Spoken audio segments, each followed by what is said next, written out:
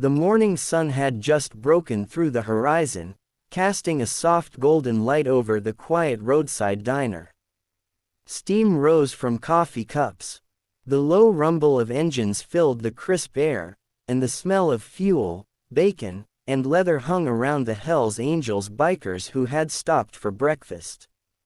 They looked tough, the kind of men people crossed the street to avoid. But beneath those vests, they carried stories no one ever asked about. The laughter between them echoed against the chrome of their motorcycles until a piercing, desperate cry shattered everything. Everyone turned. A tiny figure in a red dress came running across the parking lot, her boots slipping slightly on the cold pavement, her messy light brown hair flying behind her. Her face was streaked with tears and dirt, and her voice cracked with fear. "Please," she screamed, her arm outstretched, finger pointing back toward the road. "They're hurting my mama. Please, somebody help her." The group froze. The sound of her sobs was so raw that even the engine seemed to fall silent. A couple of truckers near the gas pumps turned their heads, but no one moved except one man. "If you believe in kindness, in second chances, in people who still step up when the world turns away, then please take a moment to like, comment, share, and subscribe to Kindness Corner, because what happened next will restore your faith in humanity."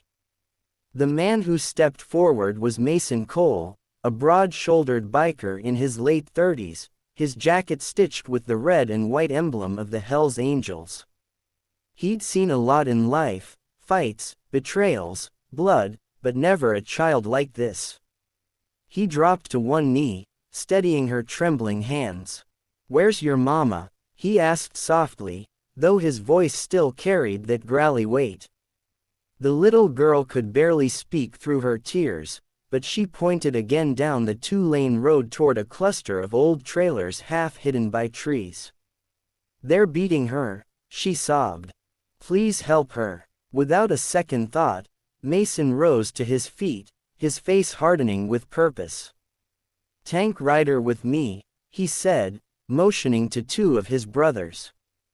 The three men swung their legs over their Harleys, engines roaring to life, tires screeching as they tore down the road. Dust and wind kicked up around the diner, leaving everyone in stunned silence. The little girl, still shaking, was taken inside by one of the other bikers, who wrapped her in a leather jacket to keep her warm. She sat by the window, eyes wide, watching as the red tail lights disappeared in the distance. The road stretched quiet for almost 5 minutes. Then, faintly, the sound of chaos drifted back, angry shouting, a woman's cry, and the roar of engines cutting through violence. Mason and his crew had found the trailer. Inside, what they saw burned into their memories forever. A man, drunk and furious, had cornered a woman against the wall, his fists already bloodied, his voice slurred with rage. The small, cracked window let in a sliver of sunlight that fell across the terrified woman's face, bruised and swollen. Before he could strike again, the sound of boots hit the floorboards.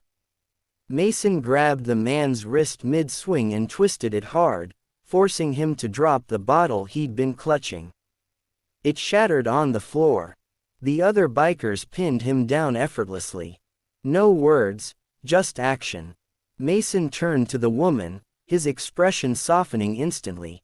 "You okay, ma'am?" he asked, voice trembling with controlled anger. She nodded weakly, tears spilling down her cheeks. Outside, the sound of police sirens began to echo faintly in the distance. A neighbor must have called it in. When the cops arrived, the bikers didn't run. They stood in the yard, calm, hands raised, the little girl clinging to Mason's leg. The woman, named Carla, stepped forward to explain everything. The man was her ex-boyfriend, freshly released from jail, who had tracked her down that morning. When the police led him away in handcuffs, Mason quietly walked the little girl, Hannah, back to his motorcycle. "You did good, kid," he said softly. "You were brave." They rode back to the diner together. Hannah sat on his lap, clutching a helmet far too big for her small head as the morning sun now rose fully above the horizon. By the time they returned, a small crowd had gathered. Truckers, travelers, locals, all waiting anxiously to see what had happened. When they saw Mason carrying the little girl unharmed, with her mother walking slowly behind them, bruised but alive, every conversation stopped. The world seemed to go silent for a moment as if no one wanted to break the spell. Carla, her voice shaking, thanked the bikers over and over. "I didn't think anyone would come," she whispered. Mason looked at her and simply said, "She made sure we did." He nodded toward Hannah, whose cheeks were still flushed from crying, but now carried the faintest hint of relief.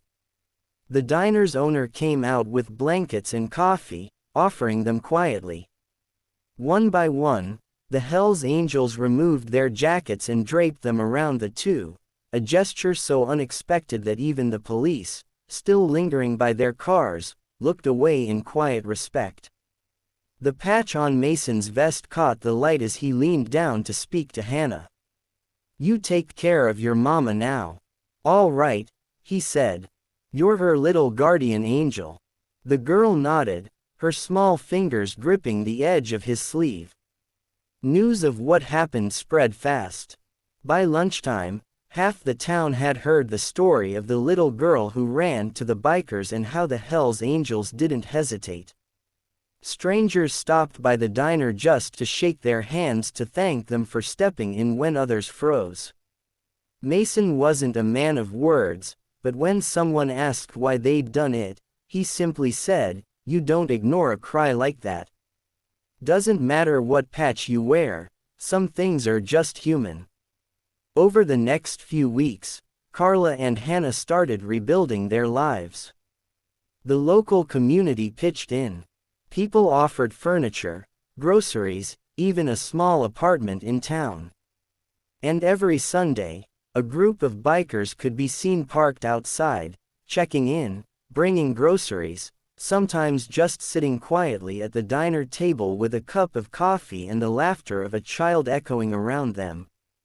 Months later, when the spring sun returned and the frost was gone, Hannah drew a picture in crayon: a row of motorcycles, a little girl in red, and a man kneeling down to help her. She gave it to Mason one morning, running up to him outside the diner. "This is us," she said proudly. Mason looked at the drawing for a long moment before folding it carefully and tucking it into his vest. "That's going with me wherever I ride," he said. If this story touched your heart, please take a moment to like, share, and subscribe to Kindness Corner, because sometimes the toughest hearts hide the deepest kindness. And before you go, tell us in the comments, what would you have done if you were one of those bikers?